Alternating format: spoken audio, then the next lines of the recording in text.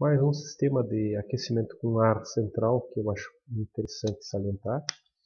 É um sistema onde se utiliza o calor gerado por uma lareira e o sistema geralmente é feito com um duto principal, ventilador localizado no forro da casa ou pode ser mais para baixo, mas não na câmara de ar da lareira.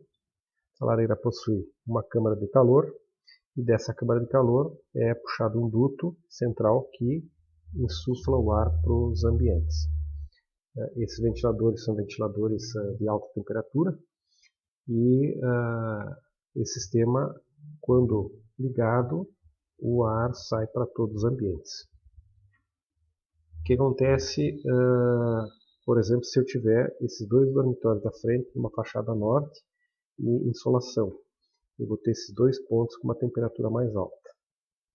Então, aqui na empresa nós desenvolvemos um sistema que funciona com vários ventiladores e o sistema fica todo ele independente. Então, por exemplo, se eu quiser aquecer só os dois banheiros e a sala, eu consigo. Se eu quiser aquecer todos os ambientes, eu consigo aquecer também.